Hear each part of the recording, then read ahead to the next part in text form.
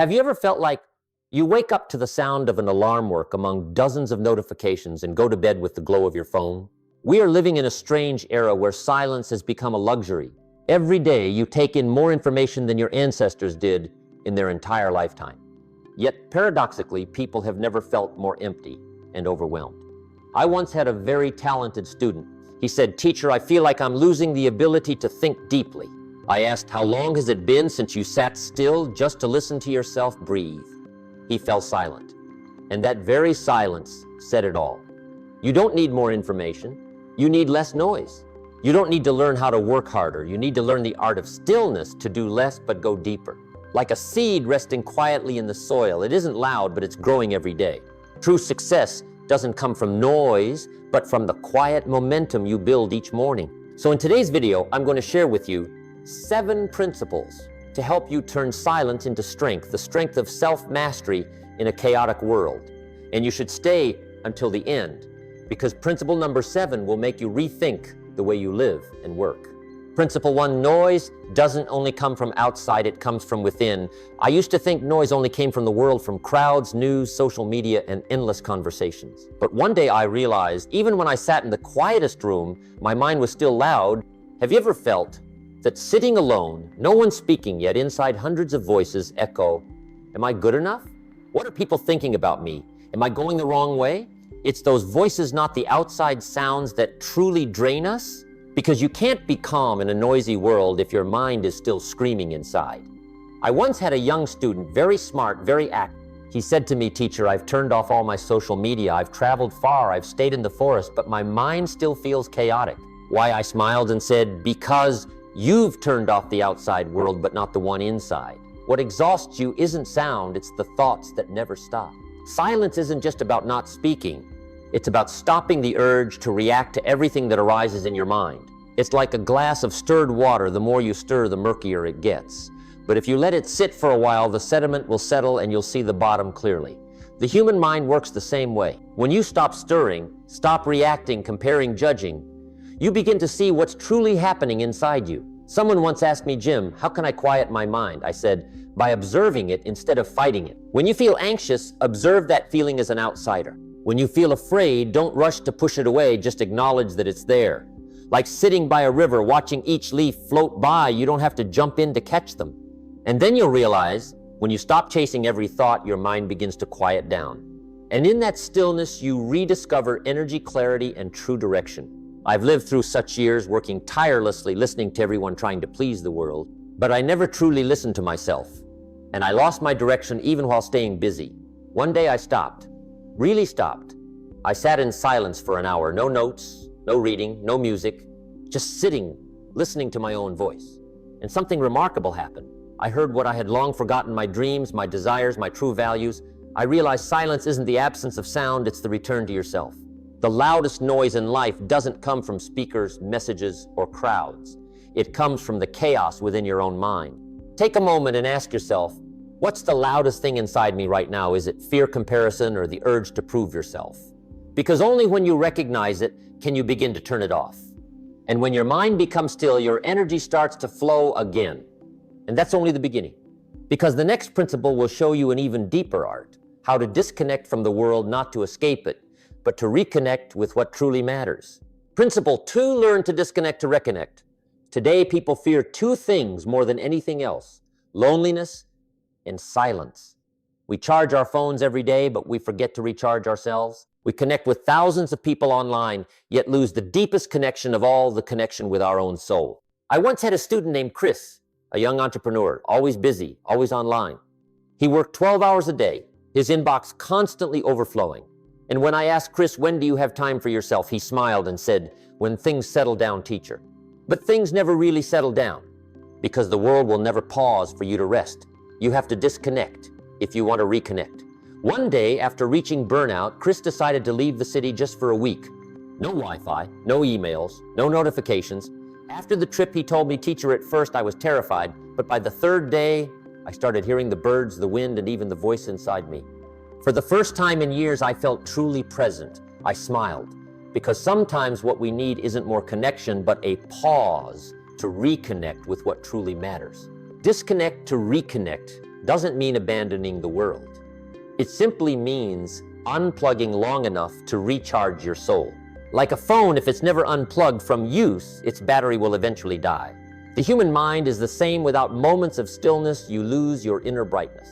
I often say, don't let your work make you forget why you started. And you'll never remember that why if you're always surrounded by noise. Try this. Once a week, choose a day with no social media, no emails, no news. Spend time in nature with loved ones or simply with yourself. You'll be surprised to find the world keeps going, but your mind feels so much calmer. Someone once told me, Teacher Jim, if I disconnect, I'm afraid I'll miss opportunities. I replied, you're not missing opportunities. You're pausing so you don't miss yourself. Why do the most successful people often have quiet moments? Because they understand this. If you never stop, you'll never hear your inner guidance. Silence is the compass that helps them realign their path before they drift too far. A monk once told me, we meditate not to escape the world, but to return to it with greater clarity. And I believe that's true for all of us. When you know how to step away from the storm of the world, you come back stronger, clearer, wiser, and more peaceful. Ask yourself, when was the last time I spent a full day for myself? No screens, no pressure. If your answer is, I don't remember, that's your sign to begin. Start with 10 minutes of stillness, then an hour, then a day, to reconnect with yourself. Because in silence, you don't lose anything. On the contrary, you regain everything: energy, clarity, and a true connection with life. And remember, the power of this principle only unfolds fully when you combine it with the next one, a technique so simple, it almost seems unbelievable. Yet it can transform your mental quality every single day. 3 minutes of morning silence to reset your mind. Principle 3 minutes of morning silence reset your mind. There's a small habit so simple that most people ignore it, but it can transform your energy, focus, and peace throughout the day. It's 3 minutes of silence each morning. One morning I met an old friend, a very successful investor. He said, Jim, lately I don't feel as creative as I used to. Every morning my head is already full of things to do. I asked, do you ever spend the first few minutes of your day in silence? He laughed. No. I check my phone as soon as I wake up. I said, that's the problem. You let the world enter your mind before you even show up there. You see, most of us start our day with noise alarms, ringing messages, coming in unread emails, endless notifications, and we wonder why we feel tired before we've even done anything. The truth is, we never give our minds a chance to start up properly. I have a simple rule. Every morning before the world touches me, I touch myself first. I take exactly 3 minutes, just 3, and do nothing. No talking, no scrolling, no thinking. Just deep breaths, letting everything settle. Those 3 minutes are like cleaning the windshield before driving. If it's dirty, you could have the best car and engine, but you still won't see the road. Your mind works the same way. If you don't clear it, every decision you make will be clouded by anxiety, comparison, and haste. Many people think stillness is a waste of time, but I say it's the most profitable investment you can make each morning. Because it doesn't just calm you, it helps you see things more clearly, more deeply. I call it the soul's meeting, where you meet yourself before meeting the world. One of my students tried this method for 21 days. He said, teacher, at first it was really uncomfortable. Those 3 silent minutes felt like 3 hours. But then I realized silence isn't scary. It's where my mind finally gets to rest. Since then, he's become more focused, slower to react, but far more effective. Remember, 3 minutes of silence isn't just a habit, it's a ritual of awareness. You don't need deep meditation or hours of sitting. Just breathe deeply, close your eyes, and ask yourself, what truly matters to me today? The answer won't come from the noise, it will come from the quiet that follows. The world outside will always be loud. But if you take these 3 minutes each morning, you're resetting your brain, putting your mind in command, not in reaction. Try it for just 7 days.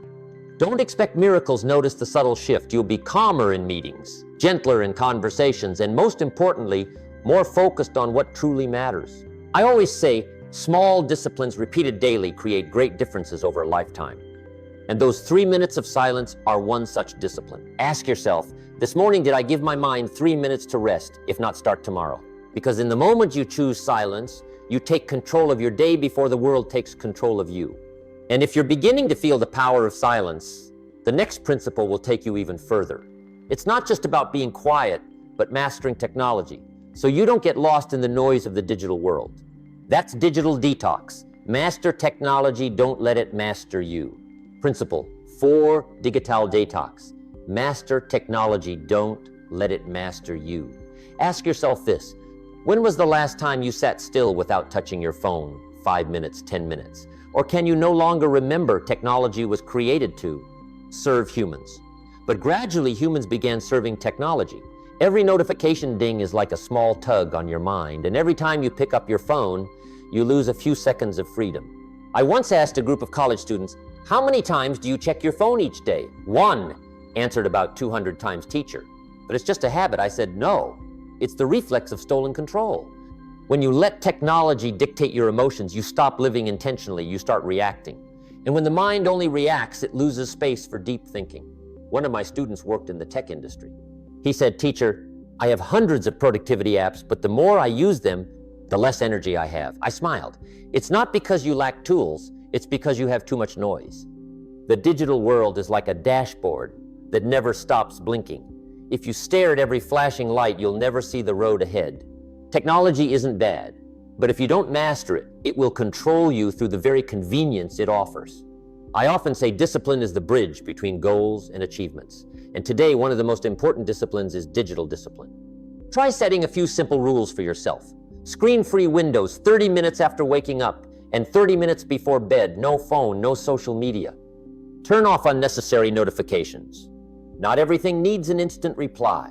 Use technology with purpose. Each time you pick up your phone, ask, why am I here? A startup founder once told me, after doing a digital detox, I realized, I don't need to control the world, I just need to control my reaction to it. That's a quote worth remembering. You don't need to abandon technology, you just need to use it as a tool, not let it dictate your mood, your sleep, or your focus. Technology should work for you, not decide who you are. A study found that every time you stop working to check your phone, it takes your brain an average of 23 minutes to regain full focus. That means you could lose hours each day from just a few taps. And as time passes, you don't just lose focus, you lose the ability to live deeply. Remember, disconnecting isn't about escaping, it's about regaining control. Like a driver who pulls over to adjust direction, sometimes you must pause to remember where you're going. Ask yourself, today am I using technology or is technology using me? The answer will reveal how free you truly are. Because in the end, the master of the digital world isn't the one who knows the most apps, but the one who knows when to put the phone down and listen to themselves. And stay with me because the next principle opens a door. Few people ever notice a place where silence isn't just a pause, but the source of your deepest inner strength. When the mind is still, intuition speaks. Principle 5, when the mind is still, intuition speaks. There are answers no book can write and no speech can teach you. They appear only in silence when your mind finally becomes quiet. I remember one afternoon years ago, I was walking alone down a dirt path on my family farm. No phone, no music, just the sound of the wind and my footsteps on dry leaves. And in that moment, a thought surfaced, an idea that changed the entire direction of my life. I didn't think of it. It came to me, like a whisper only the quiet can hear. That's how intuition works. It doesn't shout. It doesn't compete. It only appears when your mind is still enough to listen. The problem is most of us are never truly still. We live in a sea of noise, data, deadlines, news, expectations. We listen to everyone except ourselves. And when the mind is always on, the inner voice gets drowned by the echo of the world. I often tell people wisdom doesn't come from the world's noise, it comes from the silence within. When you're still, you don't just hear thoughts, you sense direction. Those with calm minds rarely rush decisions, but once they choose, they seldom go wrong. Because they don't react from emotion, they act from awareness. I once coached a young leader. He was talented, fast, but restless. He said, teacher, I deal with dozens of issues every day. I'm afraid if I don't react quickly, I'll fall behind. I told him, no, you won't fall behind. You just need to stop. I taught him a simple principle. Before every important decision, spend at least 10 minutes in silence. No discussion, no analysis, just sit still. After a month, he told me, teacher, something amazing happened. Not only am I making better decisions, I feel more confident and peaceful.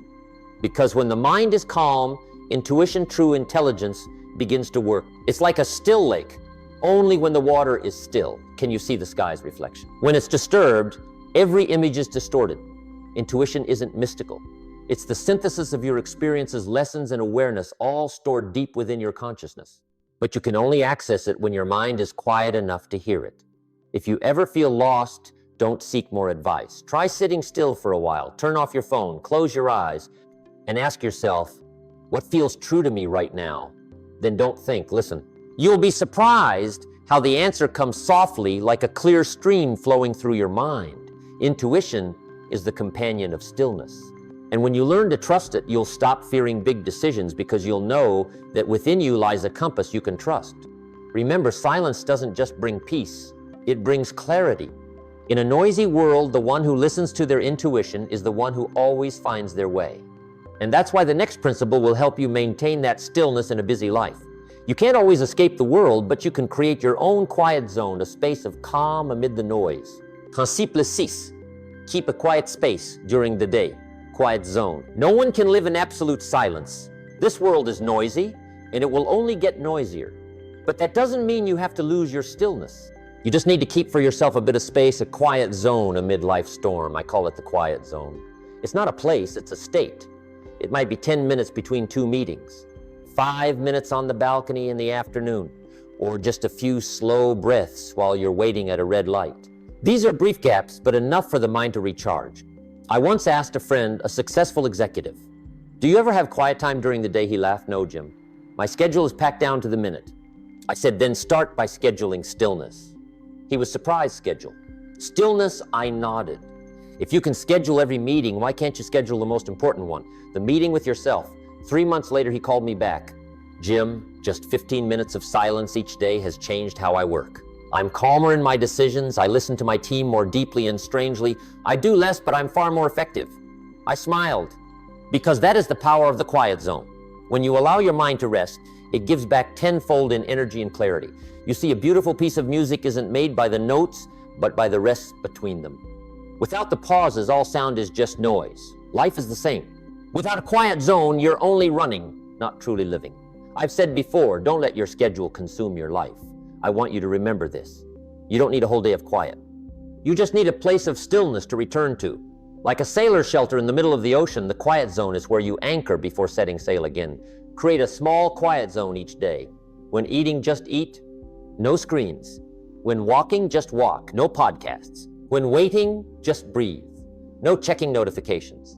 Those small moments added together become a great power that helps you maintain clarity and depth in a flat world. A student once told me, "Teacher, my life is too busy. I don't have time for stillness." I replied, "It's not that you're busy, it's that you haven't prioritized what matters.